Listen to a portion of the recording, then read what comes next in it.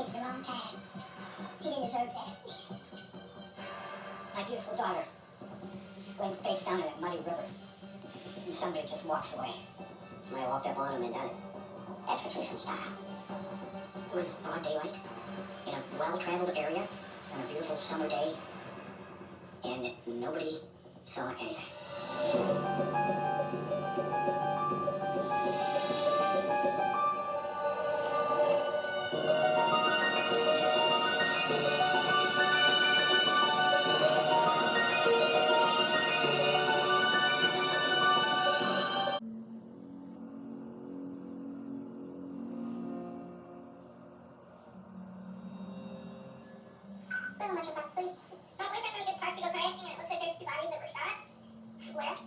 I was honestly stricken with fear. So he said, please just go back to...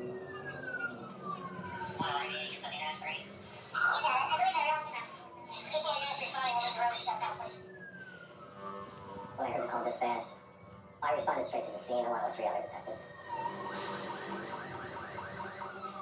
When we first arrived, we found a black male face down on the grass beside a bench that overlooks the Rocky River. And there was a white female that was face down in the water about 6 feet in front of that bench. Both of the victims had sustained gunshot wounds. The male was shot twice, and the female was shot once.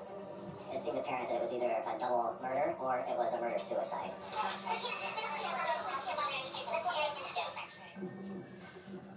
When we searched the crime scene, we found 3 shell casings from a small caliber weapon, and we rolled the victims over and found that there were no firearms concealed underneath them.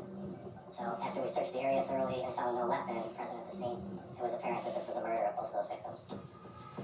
When a gun's fired, the shell casings are ejected from the firearm. At the Cuyahoga County Prosecutor's Office, I was there to be available for legal questions on scene.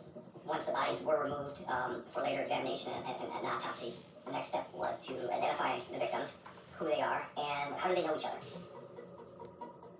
There were 2 unoccupied cars located in the parking lot, which is about 100 feet from where the victims were found. We did registration checks on those license plates and found that the sedan was registered to Kate Brown and the SUV was registered to Carnell Sledge.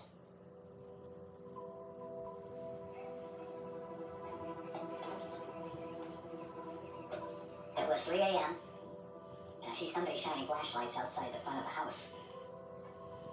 So we went downstairs, opened the door to 2 gentlemen standing on the front step, and they said, "We have some bad news about your daughter, Kate."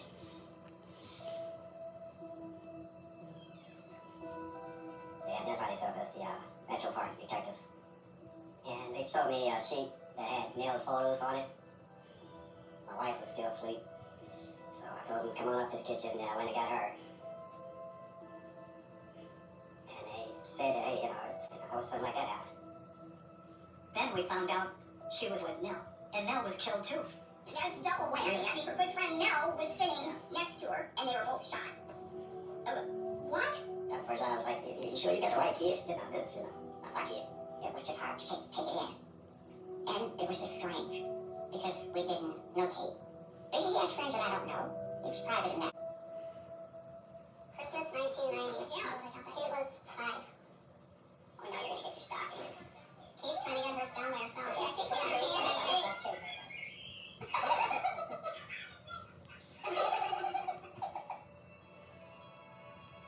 Kate was the traditional little sister, following me around, wanting... There's a bubbling pink ant on my nose. I can't get it off. Hey. She was really, really goofy. She was weird. Weird in a good way, where it was, you knew when she was in a good mood by her level, often with depression and anxiety. And for years, the only coping mechanism she had was drinking.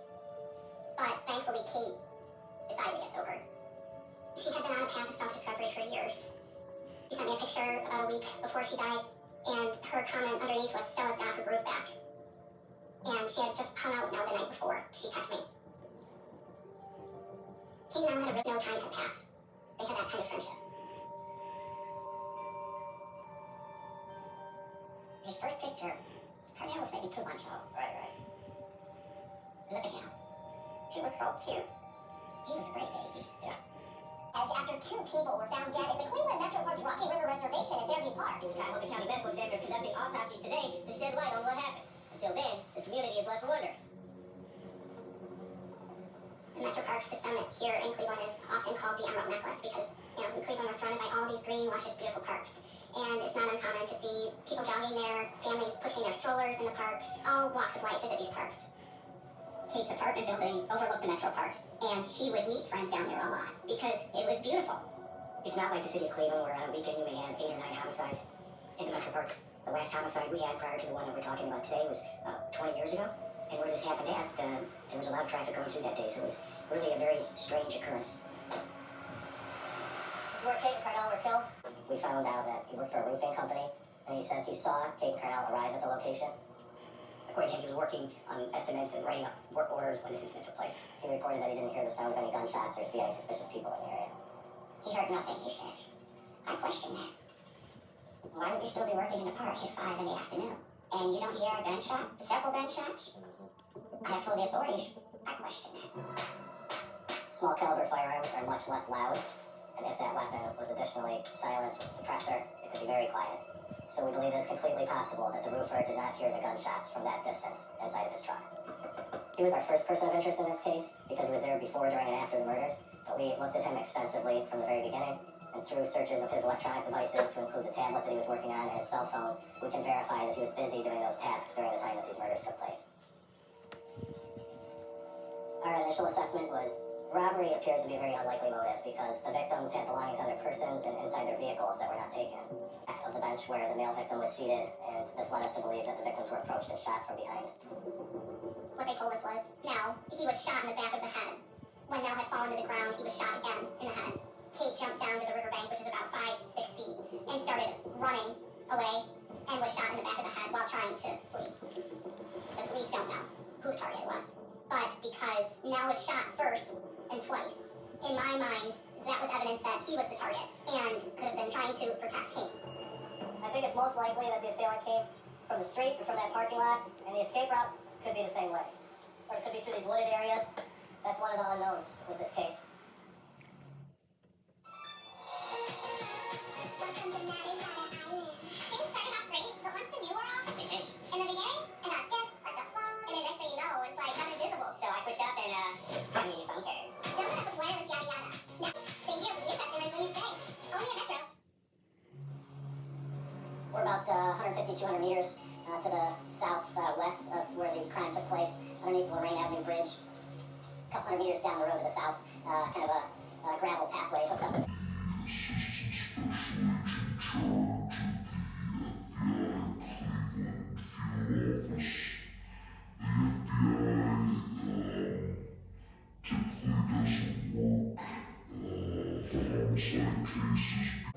This would be a potential avenue of escape if somebody was on foot or on a bike or something like that. Could somebody have ran over here after shooting 2 people and maybe not been seen and maybe scrambled up the hill? I mean, there's any number of possibilities.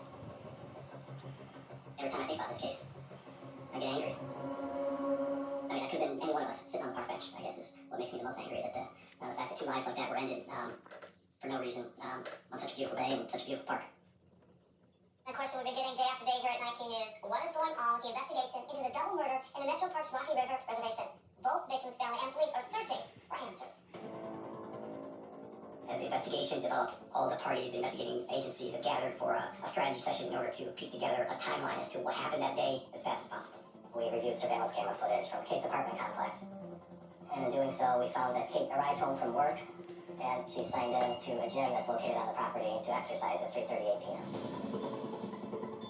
Cell phone records revealed that Carnell sent Kate a text message at 4:02 p.m. asking her if she'd like to get together with him at some point.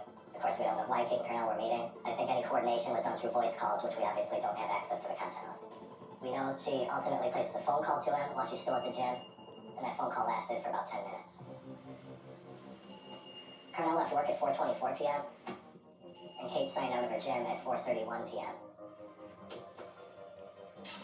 And at that point, both of them headed towards the park.